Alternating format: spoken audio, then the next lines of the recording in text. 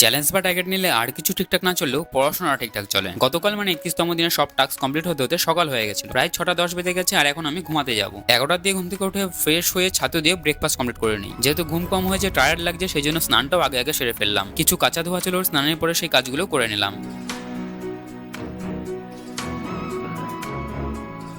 12:30 বেজে গেছিল আর তখনই পড়তে বসে পড়লাম। 1 ঘন্টার মতো পরে দুপুরে লাঞ্চের জন্য উঠে পড়ি। ডিম, আলু সেদ্ধ আর ডালে চালে ভাত করে নিয়েছিলাম আজ রুমেই। খাওয়া দাওয়া করে কিছুক্ষণ বিশ্রাম নিয়ে আর আজকে রেটিংও কমপ্লিট করে নিই। রুমে এসে প্রায় 2 মাস হয়ে গেছে আর এখানে একটা ভাইয়ের সাথে আমার পরিচয় হয়েছে। ওর নাম বিট্টু। বিট্টু আমাকে বলেছিল আশেপাশটা একদিন ঘুরিয়ে দেখাবে। তো আর সকাল 7টার সময় বেরোনোর কথা ছিল, কিন্তু আমি তো ঘুমালামই 6টার সময়। তো বিট্টুকে মেসেজ করে ঘুমিয়েছিলাম যে সকালে হবে না, বিকালেই বেরোবো একবারে। তো বিকাল হতেই দুজন বেরিয়ে পড়ি।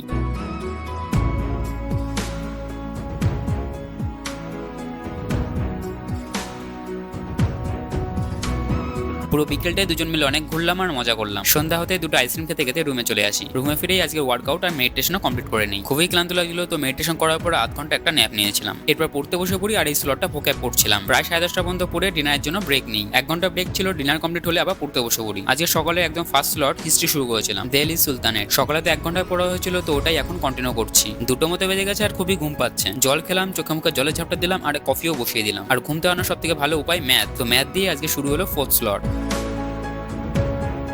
ম্যাথ কমপ্লিট হলে সায়েন্স নিয়ে বসি। সায়েন্সের আজ ডাইজেশন চ্যাপ্টারটা করছিলাম। আজও সকাল হয়ে গেছিল আর এখন ঘুমাতে যাব, কিন্তু খিদে পেয়ে গেছিল, ঘুম আসতো না। তো বিস্কুট আর কলা খেয়ে ঘুমাতে চলে যাই। জয়েন বন্ধুরা, আজ ছিল ডে 32।